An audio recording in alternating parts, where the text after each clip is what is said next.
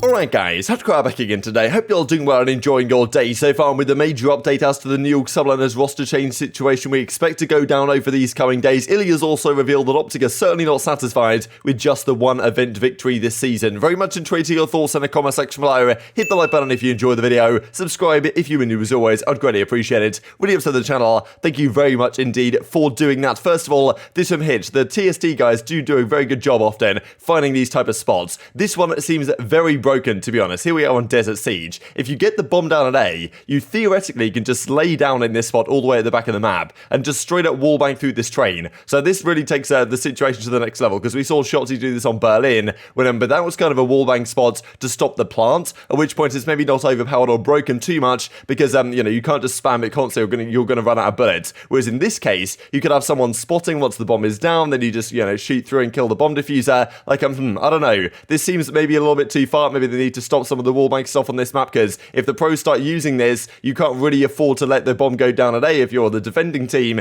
because it's going to be impossible to defend. I do wonder if some pros were even trying to save this up right for a particular moment because it hadn't been discovered yet, but that's the thing, all these things go out eventually. Interesting stuff. I wonder if we'll see that in use this coming week. This also from GG Breaking Point, thought some awesome stats put together here by aBeZy, Mack and designed by Roosevelt. This is only stage 2 week 1, so it doesn't include all the stats so far, which is why I thought these stats were pretty ugly, to be honest. But well, this is on the big screen. New York subliners in the hardpoint, as you can see. So this is the hardpoint break percentage. Now, the break actually means, I wasn't really sure what it actually means to break a hardpoint. What it means is, if the opposing team gets 15 seconds, gets the first 15 seconds of the hardpoint time, and then you break into the hardpoint and still get more than 15 seconds total, or at least you get more time than they get over the course of the hill, then that's considered a break. In fairness, even OpTic, the one series they played up against Los Angeles is, I guess, over those 2 hardpoints, especially game 1, they probably never need to break a hardpoint, right, because they were just holding them pretty much from the start to finish. So, of course, the small sample size is a bit misleading, but still, right at the bottom here, you've got Paris and New York, who over the course of their series against London and against Florida, failed to break a single hardpoint on those metrics. So yeah, pretty ugly stuff, no doubt. We know that hardpoint's bad, but yeah, this is pretty tragic, to be perfectly honest. Let's talk then about what they might potentially do, because yesterday we thought that, okay, as Shotzzy just straight up leaked this to the public that Paulex is going to a team, you'd imagine it was going to be New York if any team was a possibility. Apparently, that is what's going on. When Crone kind of reveals it as a bit of a Crone bomb last night, it's more than likely going to happen. The question to me is, they're actively pursuing supposedly a second player. Now, Crone doesn't seem to know as of yet, at least in this article, who this second player might potentially replace, but we shall see, to be honest, because signing Paulex should be something that they can do relatively quickly. If they're actively pursuing a second player, will they get that determined to lock down in the next couple of days before their matches? That seems somewhat unlikely, but they might get Paulex in time. So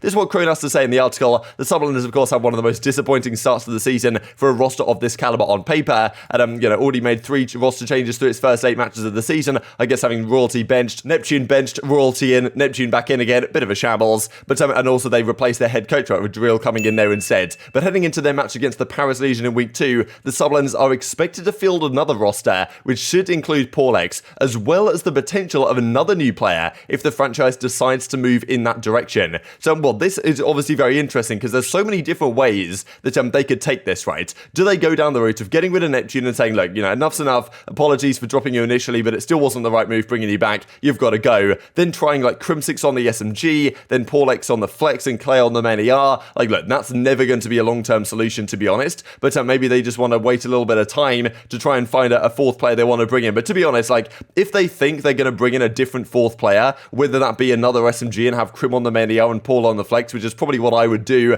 I said yesterday a team of Crim, Paulex, another SMG, a Havoc maybe obviously been killing it in Challenger's, also Johnny from Challenger's also another option, right, to kind of a young up-and-comer that could potentially be the next great player, kind of what Hydra was from the French scene a couple of years ago. Something like that is probably the best bet for this subliners team. Still not sure they're going to be winning events with that squad, but still, it might be the best bet to try and turn this squad around. Going down the route of keeping Crim and Clay for now, even though, if Crone and the community is talking about the possibility of a 2-person change here, either one of Crimsix and Clayster has to go in that situation. Therefore, they know the situation, right? Clay, is he really going to want to come into this match as the main ER in this week's game, knowing that he's going to get replaced by someone else over the coming week, and Crim's going to be the main ER? I don't know. I don't know if that really works. The team chemistry would probably be very fractured if that was the case. So, we'll see what they decide to do. Very much intrigued to your perspective, though, because, Crone doesn't seem particularly sure. Paulex, I guess, is going to come in as a flex, which is kind of where Crim has been playing right now. So that's kind of the question mark there, right? Does Crim go to the SMG, and is Neptune the one getting replaced, or is Porlex coming in place of Clayster, and we're keeping Neptune and Hydra as the SMG duo, or is Crim going out of the team for some reason? I don't really know. It's a tough one to call. Of course, they do play this week against Paris, but as I'm saying, if they're just making a one-person change for this one, and then they're planning to make another, like a bigger move next time, the chemistry's probably got to be chalked to knowing that the team is, this iteration of the squad this week is not going to be the final one if they are still planning to make another move. I don't know. We'll see what even the ownership group in New York wants to do, right? Because if they've got to put Clay to the bench or something, like again, right after last year, it's not really the greatest look for them, and which other organizations want to bring him in. I don't know. Too many questions, to be honest, to answer. This also I did want to mention just real quick, because I was looking at Crimsix's Twitter. Usually he's going rogue on the timeline, right? The last few days he's barely said anything. The last tweet he did is like a few days ago, just briefly after their match. But like usually he's a bit more active, right? And I think there's been a few times when Crimsix and Clayster, they've kind of gone away from being active, and it means that something's going on behind the scenes. So like, let's just say there's something going on behind the scenes. I think we'll find out more on this story in the coming days, I'm sure. Let's dive into this then. So I thought a really good podcast that Attach does every so often. He brought iLLeY on. I'm pretty sure like iLLeY's second ever podcast he did, to be honest, because he did the Hexer, the Eavesdrop one, right, not too long ago. And then, he's come on and done the Stay Attached one as well. So good stuff to see. Thought what he had to say was actually very interesting on a couple of different topics. He was asked about, okay, his duo-ship with Shotzzy, right, from, well, obviously teamed with him for a fair amount of time. Also with Dashy as well, right, who he teamed with him way back in the day, like Infinite Warfare, really 2v2 chals. That's where that kind of all started with them. And then, of course, Shotzzy over the last couple of years as well. The chemistry they have, he reckons, is pretty much unmatched. He reckons that he just knows and feels what Shotzzy and Dashy to some degree is going to do on the map at all times. That just makes their chemistry a level above what other teams have, even though I'm sure other SMG duos and other duos really in general have that kind of chemistry that have been teaming together for a fair amount of time. Attach and Zuma probably had it back in the day as well when they were teaming for many years. But he also mentions something and makes it very clear that like he's not going to be satisfied with just the one event victory. Going into the season, all the talk was around OpTic. That like, okay, last year OpTic Chicago fell dramatically short of ever getting over the line and winning a championship. Like they didn't even make a grand finals. This year, I think with the new OpTic team, they had a lot of OpTic fans were thinking, like, as long as we win one event, like, you know, that's a decent result, right? It's better than the last few years. One event win, okay, that's great. But of course, now they've come out here and looked like the best team in the game and have won the first event. The expectations are now much higher for what this team is going to do for the rest of the year. And iLLeY's making it clear, look, we're not just going to be satisfied with this one W. Favorite thing about teaming with Ant? My favorite thing about teaming with Ant? Yeah. You don't have to make it like, you don't have to say anything too embarrassing, because like, you know.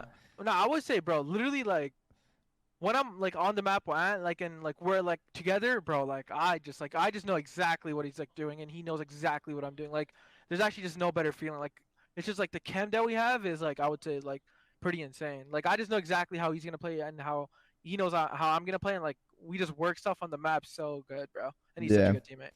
And then, so does it feel like it's kind of just like natural at this point? Like sometimes you don't even really have to like say what you're gonna do. You kind of just already know like how it's gonna go down. Yeah, I would say so. Literally, like it's like gotten to that point because we've been like, what really helped us as well. Like before we like both turned 18, we were like playing 2v2s, and BO4 we were like a duo. So like it went from like there, like I'm literally like playing with like two of my duos. Like Brandon was one of my duo, and Matt was one of my duo. Yeah. So like we have like the chems there. After you guys won Major 1, like was there another discussion like, yo, like this isn't it? Like we still want to go hard. We still want to win. Like, what did you guys have a sit down kind of like that? I mean, yeah, honestly, like we had to sit down before even Major 1, like we like win or not, like we are like still gonna go 110%. And like I said in an interview when we're on main stage, like we're not gonna get complacent. Like we're not just gonna like be, I would say, happy with where we are. We're gonna keep striding and keep getting better every day and just improving as a team. You know, like like us as a team, we're not what's the word, like we're not satisfied with just like winning the one event, the first event, you know? Yeah.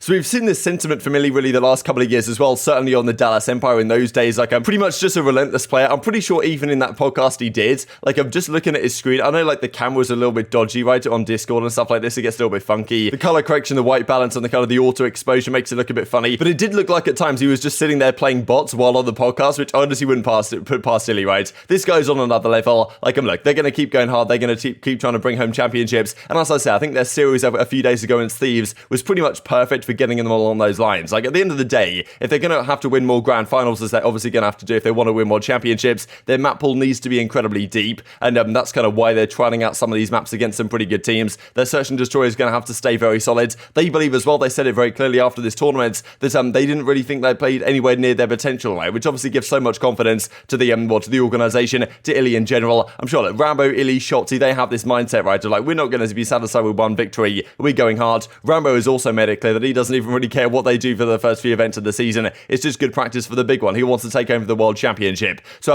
we've kind of seen that in previous iterations of the OpTic team, that especially last year, when they beat FaZe, for example, in Stage 5, they came out after the season and said, okay, we beat FaZe in Stage 5 right at the start in the online stuff, and then we kind of took our foot off the gas thinking, okay, we've kind of got there, we're as good as FaZe, and then, really came back to bite them when it got to champs and stuff like this, came top 6 at champs. So, really, when the going got tough last year, OpTic fell short. I don't think that's something that's going to happen with this team. iLLeY certainly got the right mindset on this one, and you do have to wonder how many championships they could win this year, because there's, I guess, 5 more? There's 4 more, well, there's 3 more stages, champs, and then there's also the Pro-Am Classic, right, which is coming up in kind of middle of May or start of May, I think, something like that. Pretty sure the entirety of April is pretty much an off month, and then the Pro-Am Classic with the 12 pro teams on LAN with the 4 best amateur teams happens at the start of May, so that's certainly going to count as a championship as well. So there's that, plus stage 2, 3, and 4, and then the World Championships. There's plenty still more on the table here for these guys. I'm sure, like, FaZe are probably going to get their piece of the pie. We always see that Attach himself tends to get his slice right as well. So, like, the rest of the season, it's very unpredictable, but OpTic right now pretty much go in as one of the hot favorites, of course. Let's dive into some more interesting stats of actually before we close out the video here, because I thought this is pretty beautiful. Again, there's a very small sample size here, but just kind of relevant, really, just looking at the way that New York is sitting right now. But of course, on Bocage, you would imagine that a lot of these cells are relatively easy to break into, but it's quite interesting seeing these stats actually, especially P4, P5. They will have a very high average hold percentage. Effectively, the way this works, I guess, is hold, I suppose, is the opposite of break, as in if you get the opening 15 seconds of the hardpoint, and then you still go on to finish out the hardpoint after the 60 seconds have concluded with the most time out of the both teams, that's considered a hold, right, and you've held onto that advantage. So that usually happens on P4, P5, which does make sense. On P1, it's rather easy to break. P3 actually is the most mixy, which I guess makes sense. P2 not far behind as well. But FaZe held every single one of their hardpoints against Seattle this week, at least when they played this on the Bocage. And then in terms of break stats, it looks very much the opposite way around, right, with New York obviously having the 0% that we looked at earlier in this video. And just, this I thought some funny images, honestly, right here, especially this one of Scump, just to close out the video. Some good content, I'm sure, on the OpTic channel coming very soon indeed with the hot wings. But very much intrigued to your thoughts on this stuff in the comment section below. Hope you guys enjoyed the video. If you did enjoy it, hit the like button. Tell us the YouTube gods it's a good video. Others like you should see it as well. And I've grown the competitive Call of Duty community. Thank you for watching as always. Take care. And I will see you next time.